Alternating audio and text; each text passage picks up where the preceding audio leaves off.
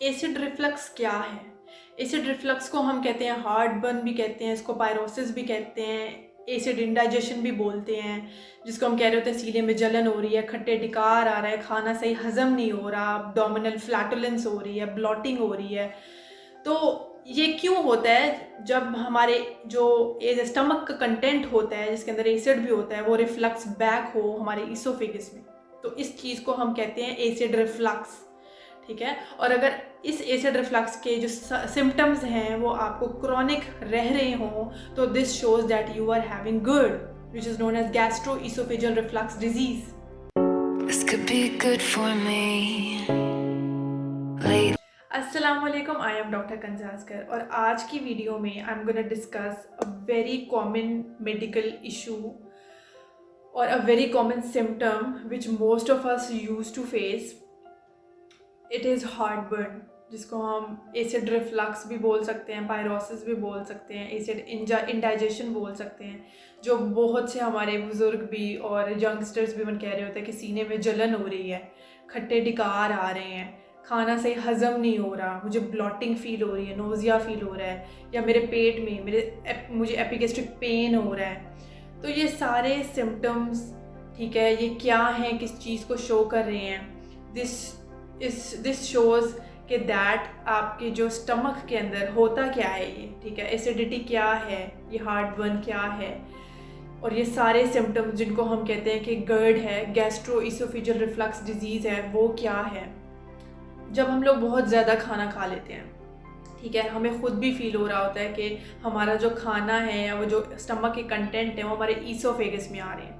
Oesophagus क्या है? Oesophagus is a tube जो कि हमारे माउथ को हमारे स्टमक से कनेक्ट करती है. ठीक है, ये ईसोफेगस है और ये हमारा नीचे स्टमक है.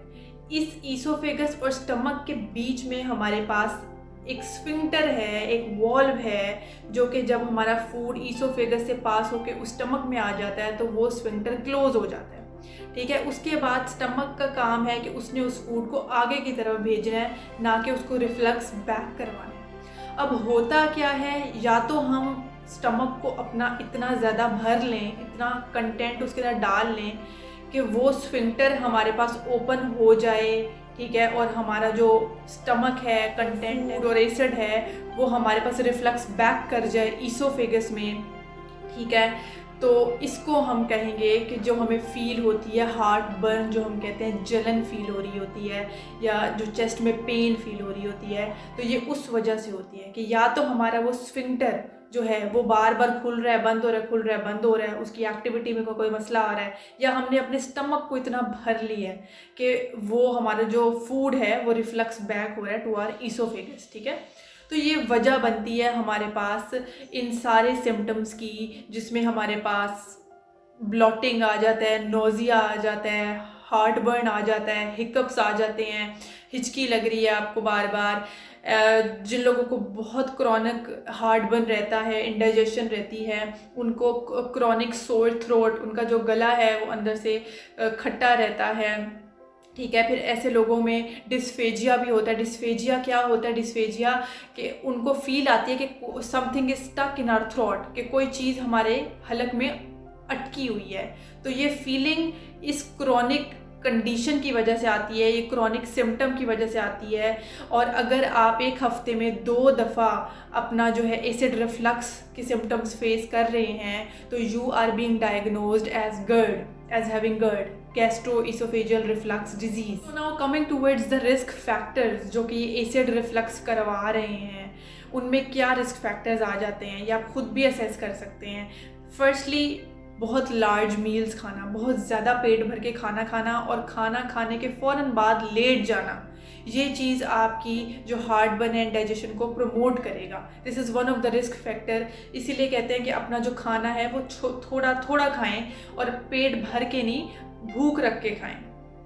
दूसरा हमारे पास रिस्क फैक्टर आ जाता है अगर आप स्मोकिंग कर रहे हैं. Smoking is also a risk factor जो कि इस चीज़ को प्रोवोक करेगा, प्रमोट करेगा आपकी एसिडिटी को. तीसरा, अगर आप ओबीज़ हैं, अगर आपका वज़न बहुत ज़्यादा है तो ये चीज़ भी आपकी एसिडिटी को प्रोवोक करेगी, इन सिम्टम्स को प्रमोट करेगी. This is also one of the factor. चौथा, ऐसे फूड्स जो ट्रिगर बन रहे हैं, आपकी एसिडिटी को प्रमोट करवा रहे हैं, जिनके अंदर सिट्रस फ्रूट्स आ जाते हैं, कैफिनेटेड ड्रिंक्स आ जाती हैं, और चॉकलेट आ जाती है, और ऑयली स्पाइसी फूड आ जाते हैं। ये सारे फूड्स जो कि आपकी एसिडिटी को प्रोवोक कर रहे हैं, these are also risk factor. पांचवा, snacking close to the bed time. जब आप सोने वाले होते हैं तो आप उस टाइम अगर कुछ खाएंगे और खाने के फ़ौरन बाद वो लेट जाएंगे, तो ये भी जो है एसिडिटी को प्रोवोक करेगा। 6 पॉइंट इज़ कि या तो आप एस्पिरिन ले रहे हो या ऐसे